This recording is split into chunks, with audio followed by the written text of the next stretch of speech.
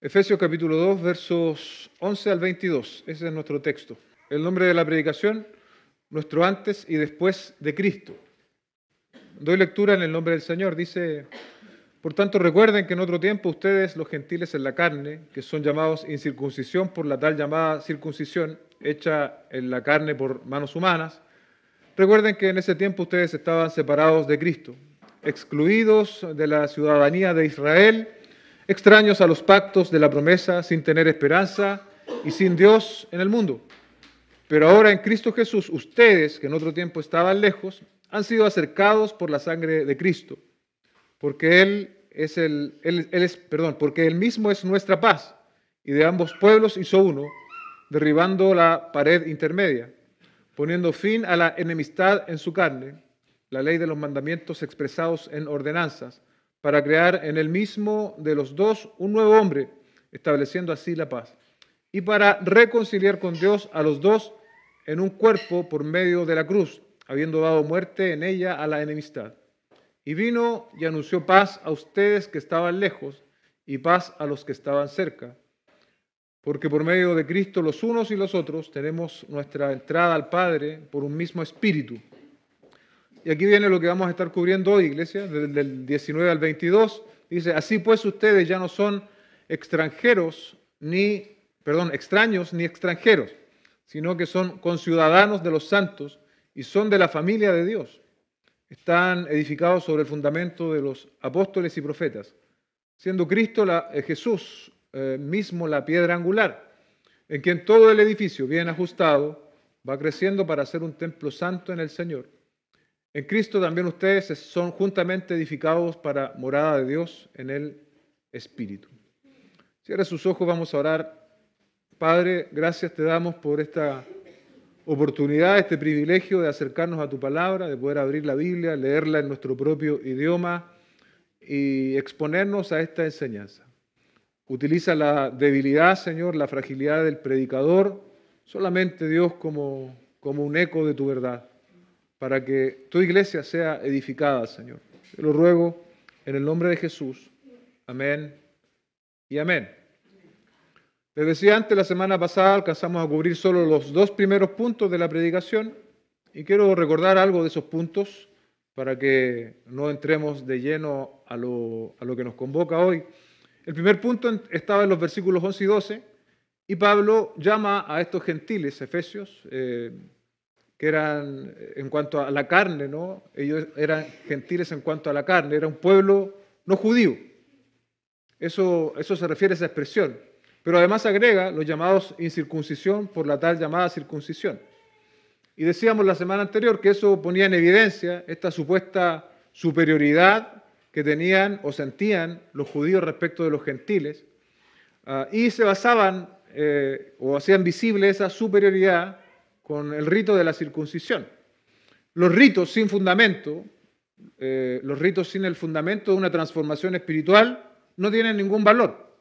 Y los judíos se habían olvidado de eso. Ellos hablaban y habían hecho de la circuncisión un fin en sí mismo. Y el principio de esto es igual para nosotros. Nosotros igual tenemos ciertos ritos o ordenanzas, como el bautismo, la cena del Señor. Estos no tienen ningún significado si no hemos experimentado el nuevo nacimiento. No vale de nada bautizar a una persona que no ha nacido de nuevo. No vale de nada practicar la cena del Señor si usted no ha nacido de nuevo. Y en sí mismo no significan nada si no hay un trasfondo de una realidad espiritual. En este sentido, el nuevo nacimiento. Mucho menos nosotros los creyentes tenemos motivos para gloriarnos o sentirnos mejor que otros, producto de nuestro cristianismo, producto que nosotros practicamos ciertos ritos. La superioridad espiritual, decía yo la semana pasada, autopercibida, es arrogante y es señaladora. Confía en su carne, confía en su rendimiento, confía en su parentela, ¿no? Yo soy nacido y criado en el Evangelio, dicen muchos. Así lo hacían los judíos respecto de los gentiles. Les decían, ustedes la incircuncisión. Y repito esto que también lo dije la semana anterior. Ustedes los mundanos, nosotros los cristianos. Ustedes los pentecostales, nosotros los reformados. Ustedes los poco bíblicos, nosotros los ortodoxos. Hay muchas maneras de nosotros la circuncisión moderna, ¿sí? Nosotros los superiores. Y nosotros, iglesia, tenemos que cuidarnos de eso. de albergar ese sentimiento, pensamiento de superioridad, porque no existe. En Cristo no hay superioridad humana. En Cristo está la gracia que nos permite el acceso al Padre y punto final. No hay rendimientos, no hay insignias que nos hagan aceptos delante del Señor. Por lo tanto, no podemos ser arrogantes con nada de lo que hemos recibido, porque lo hemos recibido por gracia. Amén. Nosotros, si bien los gentiles no somos la circuncisión étnica, no tenemos esta señal externa, sí somos la circuncisión espiritual. Y eso lo deja muy claro Colosenses 2:11. Esta es la versión de la NBI. Dice, además, en él fueron circuncidados no por mano humana, sino con la circuncisión que consiste en despojarse del cuerpo pecaminoso. ¿Quién es el que realiza esa circuncisión de despojarse del cuerpo pecaminoso? Cristo a través de su obra. En el verso 12 se expone lo lejos que estábamos de todas las bendiciones de Dios, ¿no? Estábamos separados de Cristo, excluidos de la ciudadanía de Israel, extraños a los pactos de la promesa, sin tener esperanza y sin Dios en el mundo. Lo que era una exclusividad para el pueblo de Israel, nosotros estábamos absolutamente lejos. Pero ahora en Cristo, ¿no? Toda lengua, tribu y nación, gracias a la obra de Cristo, accede a estas bendiciones espirituales. Y Pablo llama a los efesios a recordar esto, ¿cierto? Él les dice 2 veces en estos versículos. Recuerden. Es un pasado desesperanzador, pero ahora él está estableciendo el contraste, ¿no? De lo que significa estar en Cristo. Y así también tenemos que verlo nosotros, porque no teníamos a Dios, no teníamos esperanza, no teníamos ciudadanía, no estábamos cerca de Dios de ninguna forma, pero ahora en Cristo sí. Estas son las verdades espirituales en Cristo. Y estas verdades espirituales, hermanos, determinan nuestra identidad. Y tu identidad también determina tu comportamiento, cómo tú te comportas. Amén. Por lo tanto, tenemos una nueva identidad en Cristo, tenemos bendiciones adquiridas en Cristo y nuestra forma de vida debe dar cuenta de esa realidad espiritual. En el punto 2, lo que ha hecho Cristo, ¿no? Ese fue el punto 1. El punto 2, el resumen es, vimos la obra y cómo Cristo nos hace acreedores o poseedores de las bendiciones espirituales que en el verso 12 nos eran ajenas. ¿Cuál es el costo de esas bendiciones espirituales? Es un alto costo. El sacrificio del Señor Jesucristo. Hemos sido, dice el texto, acercados por la sangre de Cristo. Amén. Por la sangre de Cristo. Y no solo eso, sino que este sacrificio del Señor puso fin a la enemistad entre judíos y gentiles, pero también ha hecho algo más importante, que es acercarnos a Dios. Cristo derribó la pared intermedia de ordenanzas relacionadas con las leyes civiles y ceremoniales, pero Cristo también nos permite a todos, ya sea gentil, ya sea judío, acercarnos al Padre. Y esa barrera era infranqueable para cualquiera de nosotros. Cristo redujo esa distancia a través de su sacrificio.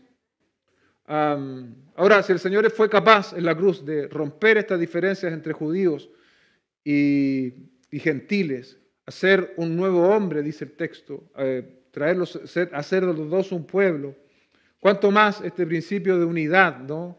Debe gobernar la iglesia de Cristo? ¿Sí? Debe alcanzarnos, porque nosotros, es verdad, tenemos diferencias entre nosotros. Todas nuestras diferencias deben ser miradas a la luz del sacrificio de Cristo, o solucionadas a la luz del sacrificio de Cristo.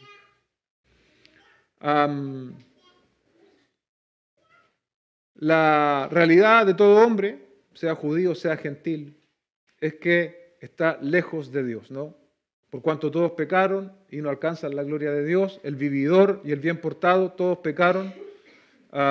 Verso 18, porque por medio de Cristo los unos y los otros tenemos ahora nuestra entrada al Padre por un mismo espíritu.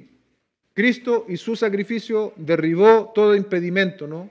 Para que todo tipo de pecadores ahora puedan ser el pueblo de Dios y nos abrió acceso al Padre. No son los ritos, no es la religión determinada. Tú no vas a ser salvo por pertenecer a determinada religión, como las sectas afirman, ¿no? Es Cristo. Es Cristo. Y tenemos ahora, iglesia, un privilegio grandioso y exclusivo de entrada al Padre. ¿Estamos aprovechando nosotros esta entrada al Padre? Ya no somos huérfanos. ¿sí? Antes éramos huérfanos. Éramos huérfanos, estábamos bajo la corriente de este mundo, bajo el príncipe de la potestad del aire, muertos en delitos y pecados. Pero mira cómo Cristo cambió nuestra situación. Ahora tenemos acceso al Padre, ¿no? Eso es como que tú eras el mendigo de la calle y ahora eres la persona más rica del mundo. Y es mejor aún. Porque las riquezas de este mundo se acaban, se socavan, se pudren. Pero las riquezas celestiales permanecen para siempre. Tenemos un Padre por medio de Cristo, un Padre celestial, atento a nuestras necesidades, atento a oírnos, atentos a atendernos. Y es así que ahora llegamos a nuestro tercer punto, para hablar de lo que somos entre los versículos 19 al 22. En estos versículos Pablo va a utilizar tres términos para ilustrar lo que somos. Primero va a decir que somos conciudadanos de los santos, luego dice que somos miembros de la familia de Dios y finalmente dice que somos un templo santo. Vamos a dedicarnos esta mañana, en lo que nos resta de tiempo, a ver estos términos y con la ayuda del Espíritu Santo aplicarlo a nuestras vidas. Amén. Dice el verso 19, así pues, ustedes ya no son extranjeros, perdón, tengo la versión Reina Valera, que dice extranjeros ni advenedizos. Hagáis extraños ni extranjeros, sino conciudadanos de los santos y son de la familia de Dios. Esa antigua discriminación de parte de los judíos en contra de los gentiles desapareció. Lo que fue exclusividad para Israel en el Antiguo Testamento ahora es la realidad de todos aquellos que están y estamos en Cristo. Por lo tanto, ya no somos extraños ni extranjeros. Estas palabras son, su significado en el griego original dice, respecto de extranjeros, visitantes extranjeros sin derechos en la comunidad. Eso es un extranjero. Y respecto de la otra palabra que se traduce como extranjeros o advenedizos, extranjeros que disfrutan de derechos limitados y temporales como residentes. Ya sea uno o el otro caso, no es reconocido como conciudadano, como parte, ¿no? Sino uno está más alejado, tiene menos privilegios. En el caso del extraño, y el extranjero tiene un acercamiento temporal ilimitado. Ya no estamos en esa situación. Por el contrario, ahora los gentiles en Cristo son y somos conciudadanos de los santos. Y este es el primer aspecto de nuestra nueva identidad en Cristo. Somos conciudadanos de los santos. Dice un comentarista, en esta metáfora que Pablo toma de la vida de la ciudad, él les asegura a los gentiles que sus nombres están grabados en el mismo rollo cívico con todos aquellos a quienes el Señor contara cuando examine al pueblo. En la antigüedad las ciudades tenían esto como una especie de registro donde tú eras incluido al ser parte de esa ciudad. Eras reconocido. Esta persona sí, es de esta ciudad. Está empadronado, por decirlo así. Ahora Pablo ocupa esta metáfora para decir que nosotros ya no somos extranjeros, no somos advenedizos, no somos extraños, sino que somos parte de su pueblo. Hubo un tiempo en el que los judíos eran los santos, los conciudadanos de la ciudad de Dios, y que los gentiles estaban afuera. Nosotros estábamos fuera, ahora ya no más. Ahora la situación cambió, ahora somos parte del pueblo de Dios, ahora somos conciudadanos con los santos, con los que Dios ha apartado por todos los siglos de los siglos. Amén. Los creyentes de hace 2000 años, de 500 años atrás, los que vendrán después, todos hemos sido apartados, santificados para Dios. Somos conciudadanos. Estamos en el registro de Dios. Estamos en el registro del reino de Dios. Mira qué gran cosa. Tal vez no tenemos muchos pitutos, como decimos acá en Chile, ¿no? No conocemos gente muy en rangos elevados o que sean autoridades, nada de eso, pero tenemos algo mejor y es que somos conciudadanos con los santos. Amén. El segundo aspecto mira lo que dice John Stott. Dice, antes eran refugiados, ¿sí? Ahora finalmente tienen un hogar. Tenemos un hogar. Los conciudadanos, aquí también esto, antes que se me pase, se me estaba pasando, tenemos este registro como conciudadanos del reino de Dios, tenemos privilegios, somos hijos, somos parte de este reino.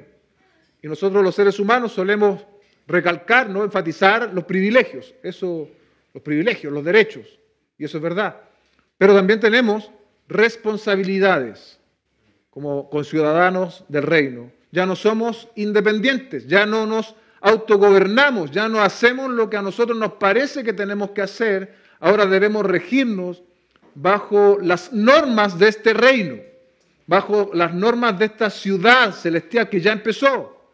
Tenemos, por lo tanto, que someternos a la voluntad prescrita de Dios que encontramos en su palabra. Amén.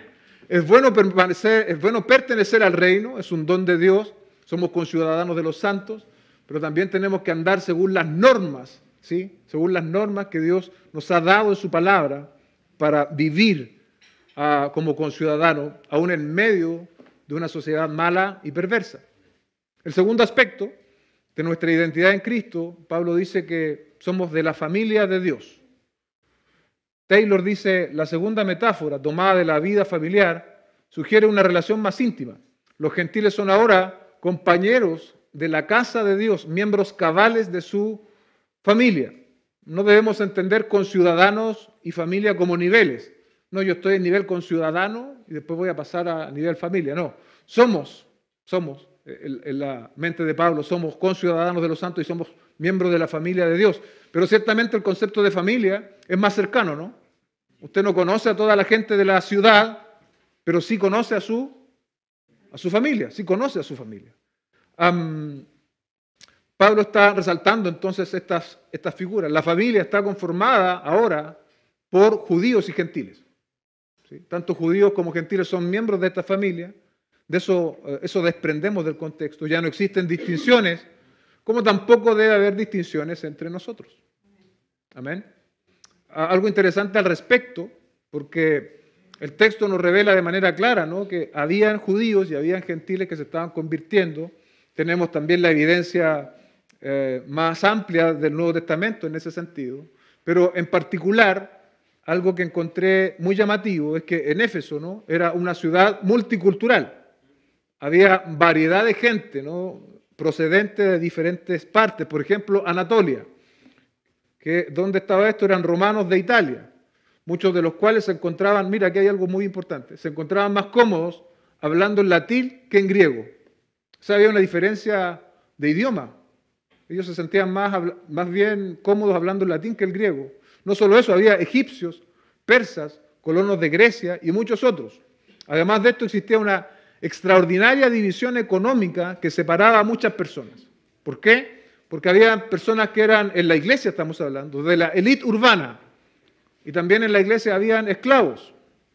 Entonces, convivían de manera extraordinaria y nunca antes vista en un mismo lugar, en una misma congregación, que no es una congregación como hoy día nosotros entendemos. Las iglesias se desarrollaban en casas, pero en esos pequeños lugares convivían personas muy acomodadas y de muchos recursos, pero también esclavos e incluso también campesinos.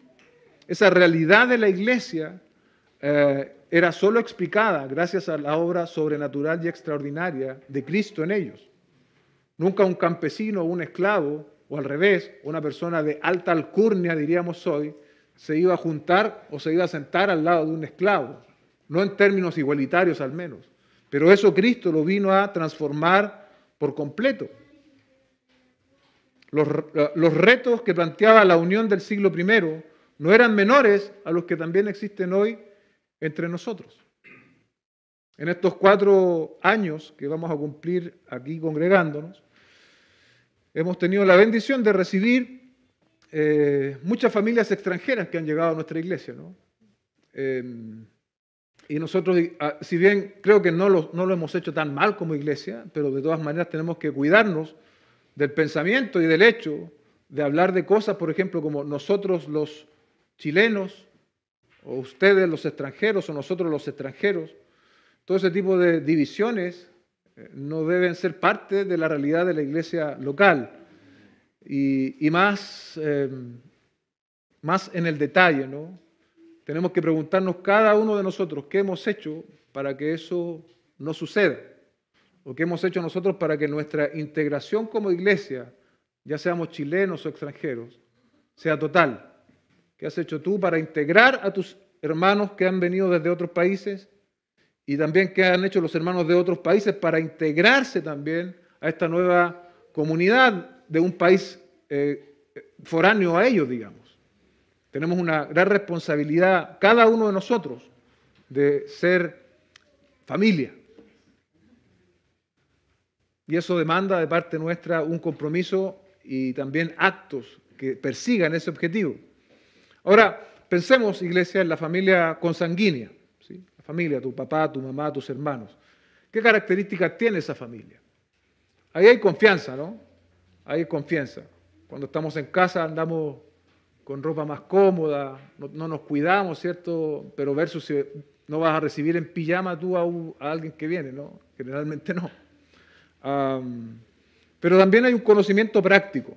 ¿Por qué digo conocimiento práctico? Porque cuando uno conoce a su familia, cuando uno conoce a su hermano, a su hijo, a su padre, uno lo observa un rato y sabe que algo pasa con él. Sabe que algo pasa con él y no solo distingue que algo pasa, sino que va a hacer lo posible por ayudarlo. ¿Sí? Y eso es una característica innata y natural de la familia. No te lo enseñan en la escuela, es porque somos hermanos. Es mi hijo, es mi papá, es mi mamá. Es lo que me toca hacer. Es innato en nosotros, es natural. Ahora, la obra de Cristo, el nuevo nacimiento, debiese provocar algo similar entre nosotros. Que cuando yo vea a un hermano que lo está pasando mal, que está sufriendo, debiese querer yo atender esa necesidad, no solo discriminarla, algo le pasa a este hermano, no, sino que también ir en pos, ¿no?, de poder atender esa necesidad. Y hay múltiples maneras de hacerlo, no necesariamente va a ser presentándote, diciendo hermano, a veces ya teniendo en oración a ese hermano vas a estar haciendo una gran tarea, mucho mejor si tienes la posibilidad y la confianza de acceder a él y de conversar con él y de ofrecer tu ayuda. Eso es una familia, ¿no? Eso es una familia. Ahora dice que somos familia de Dios. Nuestro parentesco no es consanguíneo. Nuestro parentesco es de origen espiritual en virtud de la obra de Cristo. Amén. Dice Gálatas capítulo 6, verso 10. Así que entonces, hagamos bien a todos según tengamos oportunidad y especialmente a los de la familia de la fe. Especialmente a los de la familia de la fe. O sea, como creyentes somos llamados a hacer el bien a todos, sin discriminación, sin distinción, pero de manera especial a los de la familia de la fe. Reconoce a tu familia de la fe.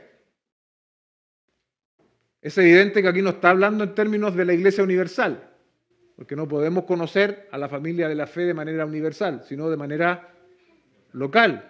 Entonces, tenemos que conocernos y reconocernos, hermanos, para poder hacernos bien, o si no va a ser imposible. Va a ser imposible. Por ejemplo, estas cosas no es primera vez que las hablamos, pero nunca está de más repetir.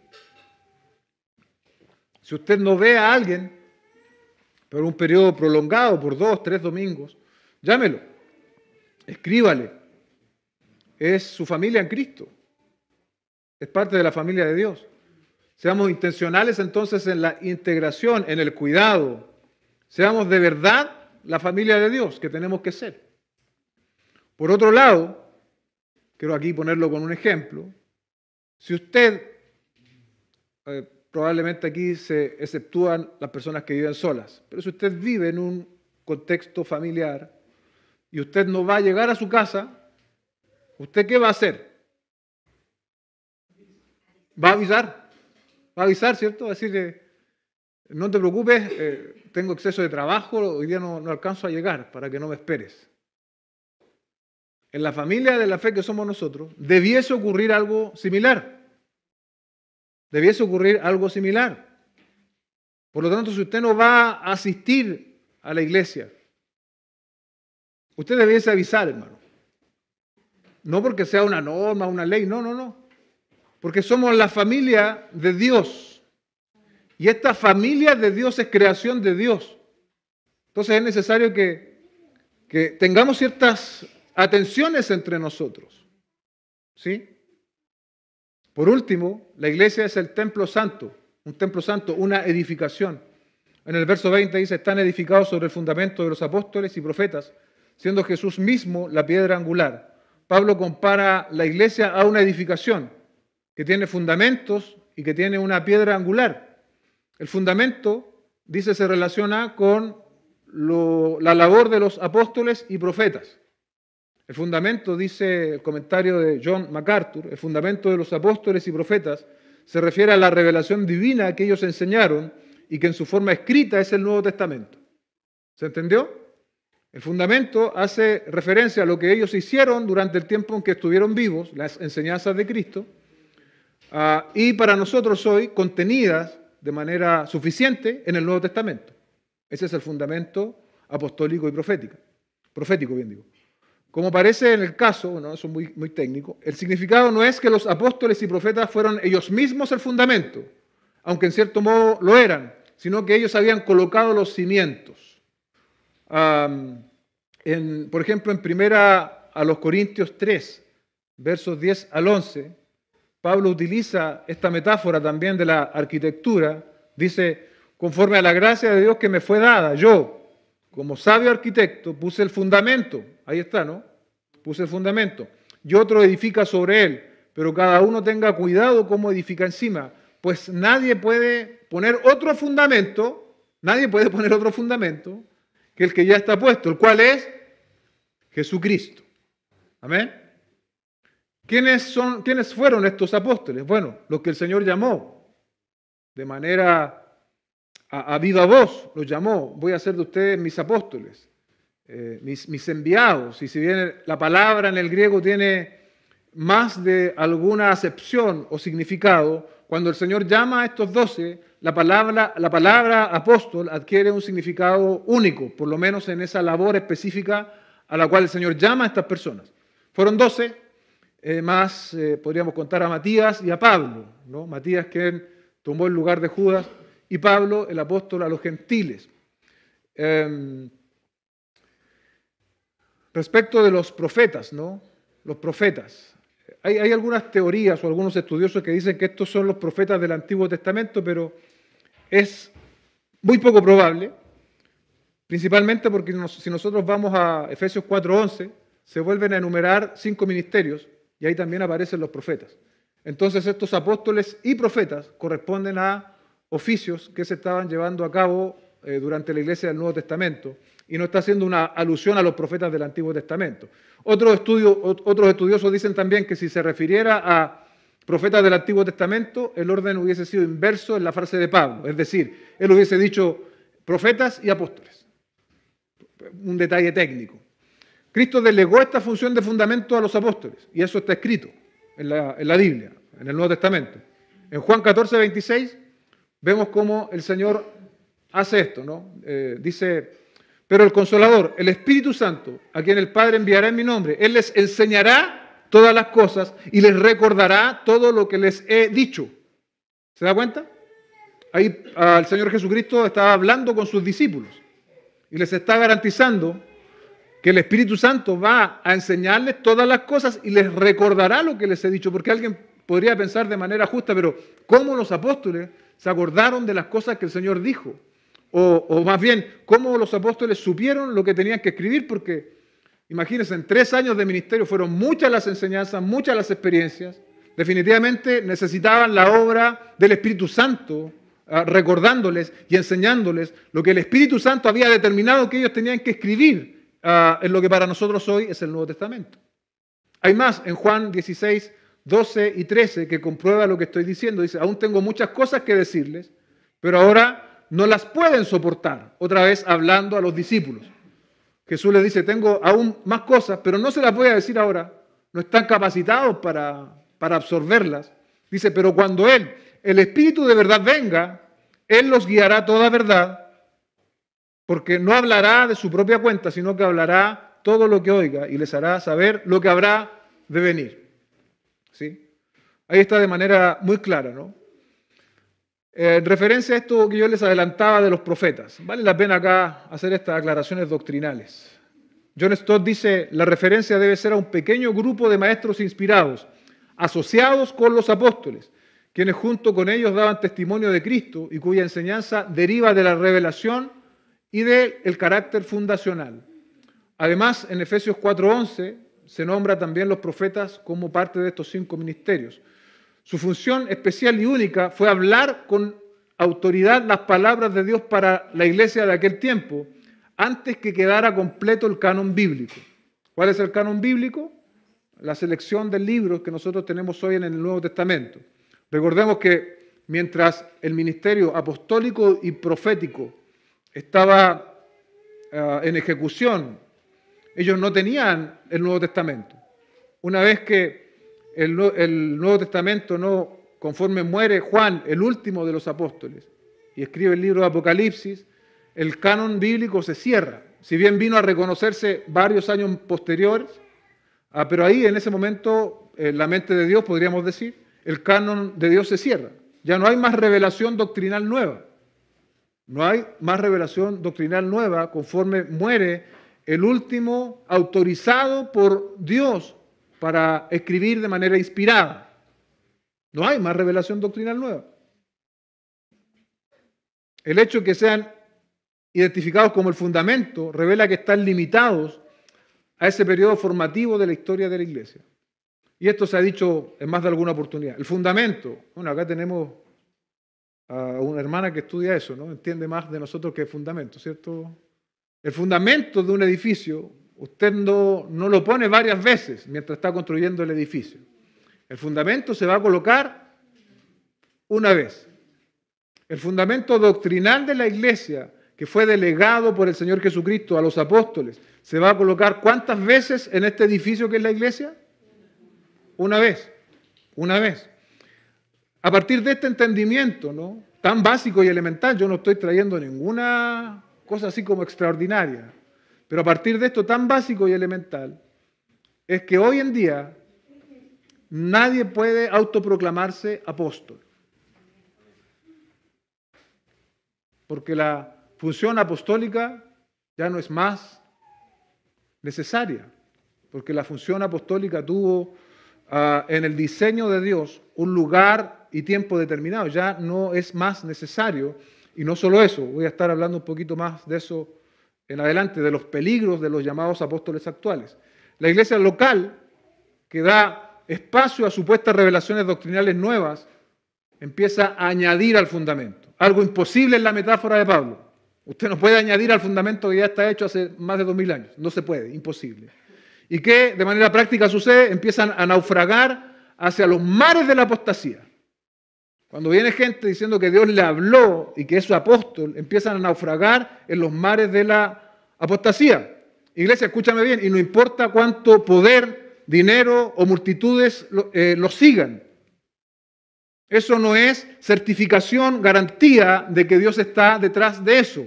Porque si el poder, el alcance, el dinero, los grandes templos fuesen a la certificación de que Dios está en una obra, entonces vamos a tener que certificar a todas las grandes sectas. Porque usted ha mirado, por ejemplo, los templos de los mormones. ¡Wow! ¡Qué templos!, ¿no? Usted ha mirado, usted sabe, por ejemplo, el poder de impresión que tienen los testigos de Jehová para imprimir y para elaborar material. ¡Wow! ¿Por eso los vamos a certificar? Claramente no.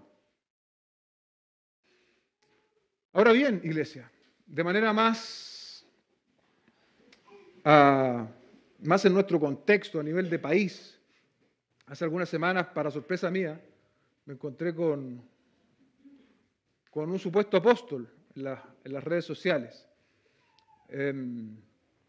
Y bueno, este hombre, yo lo vi por un podcast, después me metí incluso a unos servicios, y es increíble el nivel de manipulación que ejerce sobre las personas. Es increíble, hermanos. Es como denunciable a nivel legal lo que este hombre hace con las personas. Supuestas sanidades. ¿Y qué hace? ¿Qué hace? ¿Cuál es el negocio? ¿Cómo estas iglesias crecen? Hay supuestas sanidades que se documentan, ¿sí? Entonces, se sana, por ejemplo, yo se sana Agustín, ¿sí? Se sana, yo lo documento, yo lo subo a las redes sociales. Y estas personas apelan entonces, explotan las necesidades de las personas. Porque ¿cuántas personas necesitan ser sanados, por ejemplo? ¿Cuántas personas hoy están en conflictos matrimoniales? ¿Cuántas personas hoy día están quebrados económicamente? Cuando viene una persona disparatada, un verdadero agente del error, a decir que Dios puede solucionarte de manera instantánea y mágica todos tus problemas, y lo ves y ves más encima que hay una persona que está diciendo que efectivamente a él le pasó eso, entonces eso genera un efecto en cadena.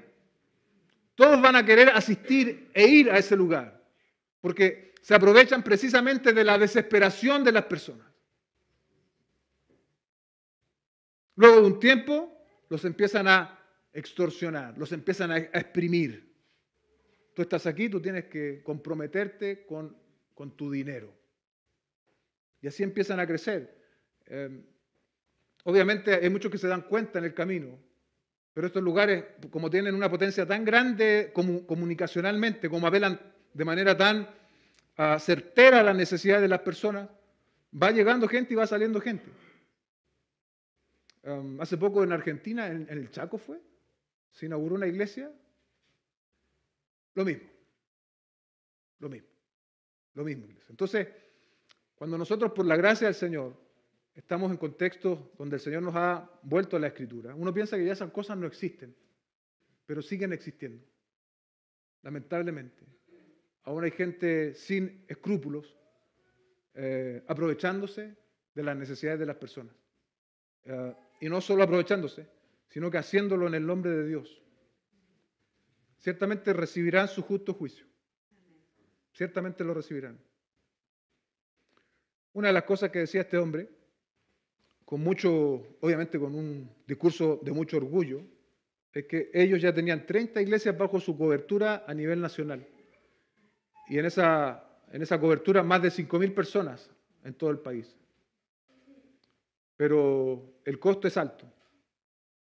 Abandonan el fundamento. Cristo no es el que está fundamentando eso. Cristo no es la piedra angular de esa obra.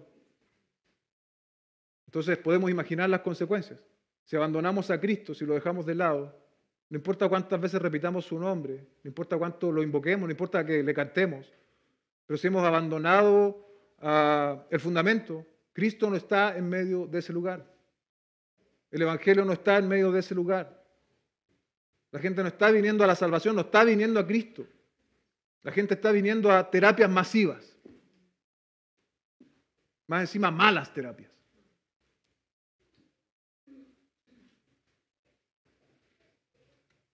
En contraste, nosotros, aquí estamos, perseverando estos últimos 4 años. No ha sido fácil.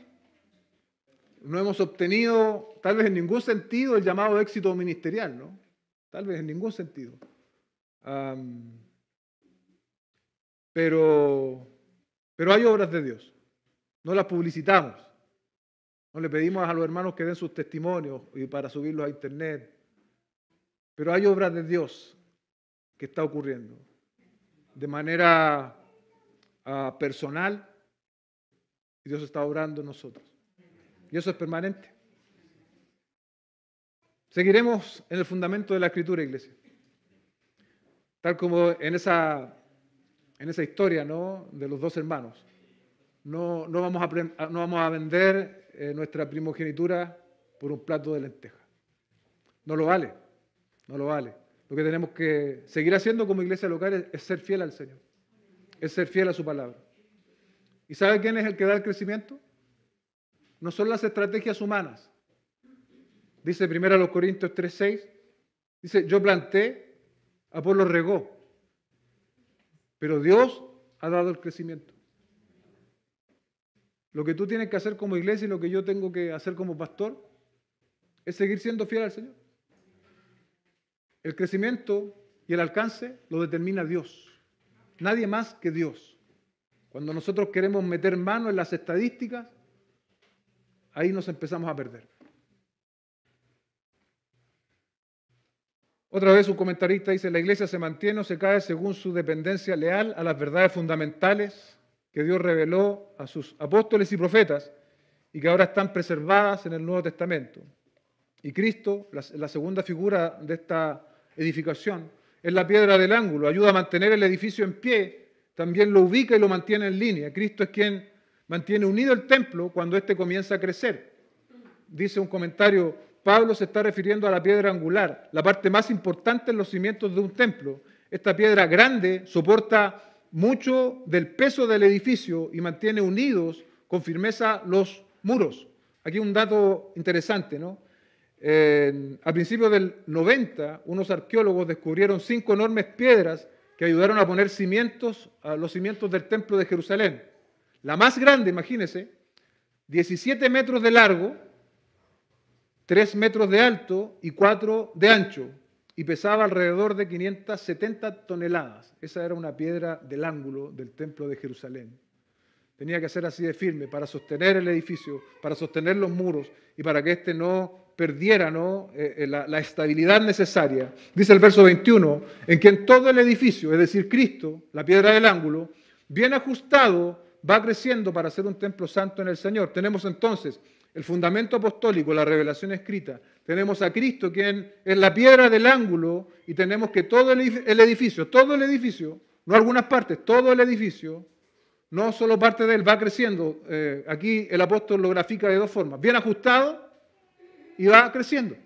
Bien ajustado. El término bien ajustado aparece solamente aquí, en las palabras originales del Nuevo Testamento. Quiere decir que no hay ningún punto débil ni material falso en él, pues todo ha sido seleccionado e inspeccionado por el maestro constructor, quien supervisa la colocación de cada pieza en su debido lugar. Todo va bien ajustado, porque Cristo mismo es quien los coloca. Esto es extraordinario. Es extraordinario que sea Dios quien coloca las piezas de su iglesia. Porque si dependiera de nosotros los seres humanos, ni pensar cómo sería este edificio. Pero gloria a Dios que es Cristo mismo quien los coloca. Él lo hace de manera ajustada, de manera perfecta. Aquí tenemos maestros que construyen y que hacen cosas. Bueno, todos los hombres somos un poco así, ¿no? Pero hay otros más atrevidos. Seguramente le ha pasado en alguna oportunidad que ha errado en las medidas, ¿no? O ha errado en la compra de materiales. O no le quedó tan derecho el radier. Cosas que pasan en la construcción. En la obra de Cristo, en este templo, en esta edificación, Dios no sabe de desfases, Dios no sabe de errores. Él va colocándonos a cada uno de nosotros en el lugar preciso. Y ese es un descanso para nosotros, hombres débiles, que no somos todos los sabios que debiésemos ser, no somos todos los inteligentes que debiésemos ser. Nos falta mucho, pero es Dios el que está colocando las piezas. Es Dios quien va colocando estos ladrillos. Lo segundo es que va creciendo, dice, para ser un templo santo para Dios.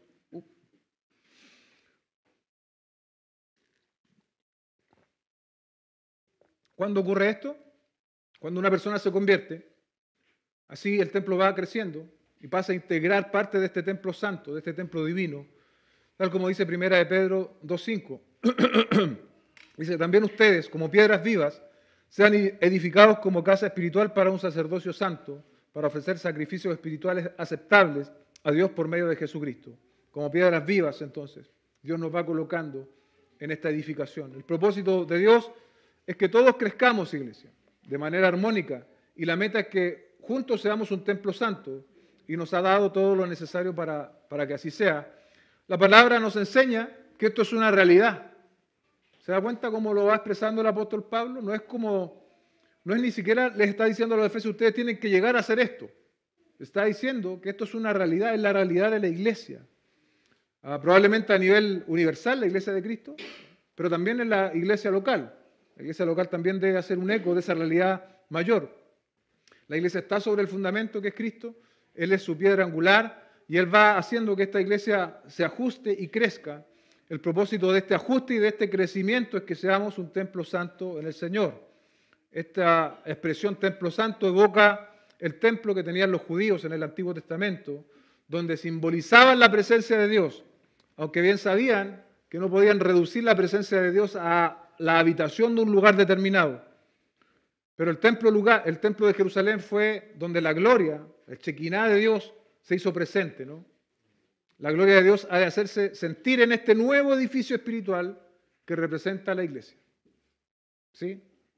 Las tres personas de la Trinidad, dice un autor, coinciden en la construcción de la iglesia, de igual manera que lo hacen en la salvación del alma de cada creyente. El arquitecto es Dios, el constructor maestro es Jesús y el residente principal es el Espíritu Santo, y nosotros los creyentes somos los participantes y beneficiarios de todo para alabanza de la gloria de Dios. El verso 22 agrega más, dice, en Cristo ustedes son juntamente edificados para morada en el Espíritu. Se ha repetido una y otra vez este término, iglesia, en Efesios. Lo dijimos en alguna oportunidad, las veces que sale la palabra en Cristo. La edificación es en Cristo, o simplemente no lo es. Si no es en Cristo, no es iglesia.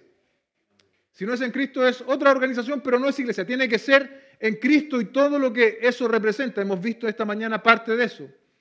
Es en Cristo y esto no es alternativo, sino que es la única manera posible, amén, de hacer iglesia. Pablo dice, juntamente edificados.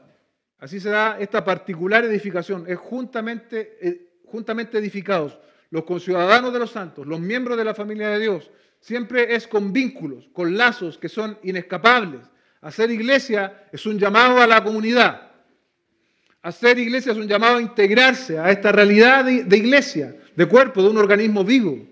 Como lo vimos en Hechos 3:32. Mire una manifestación de ese organismo vivo. La congregación de los que creyeron era de un corazón y de un alma. Así era la iglesia de Hechos, de un corazón y de un alma. ¿Y cómo se manifestó eso en ese contexto? Ninguno decía ser suyo lo que poseía, sino que todas las cosas eran de propiedad común. La experiencia es particular en Hechos, no es normativo que vamos a vender todas las cosas y las vamos a traer para compartirlo en común. No es normativo, no se asuste. Pero el principio que está detrás sí. Tenemos que llegar a ser personas de un solo corazón y de una sola alma. Nuestra meta en ese sentido no es distinta a la experiencia que se logró en el libro de Hechos. Debemos ser ladrillos, amados hermanos, donde el Señor nos quiera colocar y no a donde a nosotros nos parece que debiésemos estar. Tú tienes que ser un ladrillo y colocarte en el lugar que Dios te quiere colocar y no a donde a ti te parece que debieses estar. Somos juntamente edificados para morada de Dios en el Espíritu. Los efesios tenían un templo, no sé si se acuerdan, el templo de Artemisa. Una cuestión colosal, en aquella época una de las 7 maravillas del mundo. Por otro lado, los judíos tenían su templo en Jerusalén, construido en esa época por Herodes el Grande. Un templo pagano y el otro judío, designados, según ellos, para la residencia divina, pero ambos vacíos del Dios viviente. Ambos vacíos del Dios viviente. Ahora el texto nos dice que la iglesia somos juntamente edificados para morada de Dios en el Espíritu. El propósito que persigue esta edificación es que Dios more en nosotros. El término morada alude a la idea de un hogar permanente. No es como que, nos juntamos el domingo, Dios mora en medio nuestro, ya hasta el otro domingo Dios no mora. Dios mora en su iglesia. Y si usted lo piensa, esa morada de Dios debiese tener, aún en la semana, entre nosotros, algunos efectos visibles, ¿no? De preocupación, de oración, de atención entre nosotros. Porque Dios está morando en nosotros. Es imposible que Dios more y nosotros seamos igual que un club de fútbol. O los que van al estadio y se juntan y después vuelven a su casa. No, esto es una morada permanente. Y algo extraordinario respecto de la morada de Dios. Sabemos, según la Biblia, que Dios mora en cada creyente a través de su Espíritu. Pero aquí está hablando de la morada de Dios respecto de la iglesia, respecto de su conjunto. Y también Dios mora en la iglesia universal. Ahora mismo se están celebrando muchos servicios. También Dios mora de manera universal, podríamos decirlo. Es importante entonces hacer esa distinción entre la morada particular y la morada que se está hablando acá. de la morada del cuerpo o de Dios en medio nuestro. Dice, ahora nosotros, los que estamos en Cristo, estamos siendo juntamente edificados para morada de Dios en el Espíritu. Cuando las personas conocen nuestras iglesias, o hablemos o hagámoslo particular, cuando la gente conoce nuestra iglesia, ¿se hace evidente que somos morada del Espíritu? ¿Hacemos nosotros los creyentes evidente que somos morada del Espíritu?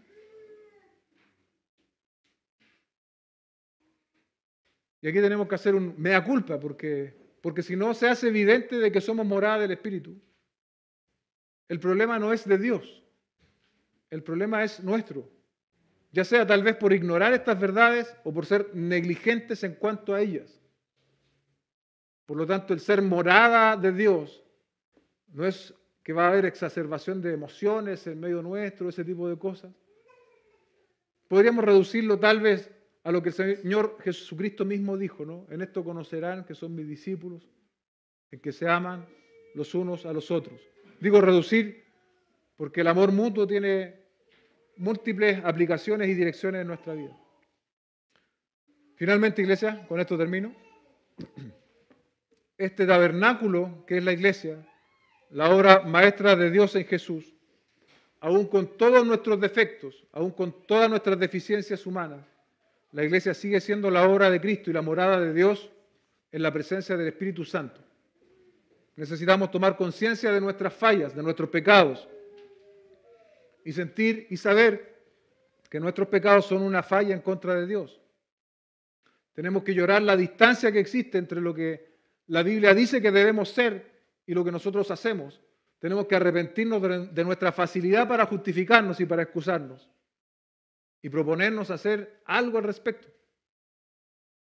Dice un autor, me pregunto si hay otra cosa más urgente hoy, por el honor de Cristo y por la extensión del Evangelio, que la iglesia sea lo que debe ser y que se vea así, como ya lo es por el propósito de Dios y por la obra de Cristo. Una humanidad nueva, un modelo de comunidad humana, una familia de hermanos y hermanas reconciliadas que aman a su Padre y que se aman los unos a los otros, la morada visible de Dios por su Espíritu. Solo entonces el mundo creerá que Jesucristo es el pacificador, ¿sí? El que vino a poner final a todas las distancias entre judíos y gentiles, entre los hombres y Él. Solo entonces Dios recibirá la gloria debida a su nombre. Este pasaje, iglesia, nos deja entonces a nosotros, esta pequeña iglesia local, ubicada acá en la comuna de Macul, un gran desafío. Que las realidades espirituales, que ya son realidades, se manifiesten. Yendo al lenguaje que ocupamos los días miércoles, que se apliquen a nuestra realidad espiritual. Oremos y demos gracias al Señor. Padre, gracias por tu palabra, gracias por permitirnos estas 2 semanas abordar estos versículos de mucho contenido. Te ruego, Dios, que obres en nosotros como iglesia. Agradecemos lo que vemos, Señor, lo que tú has hecho en nosotros, pero sabemos que aún adolecemos de muchos aspectos, Señor. Que tu palabra nos amoneste, que tu palabra nos desafíe y que tu Espíritu nos capacite para vivir en conformidad a ella. Te pedimos todo esto en el nombre de Jesús. Amén y amén.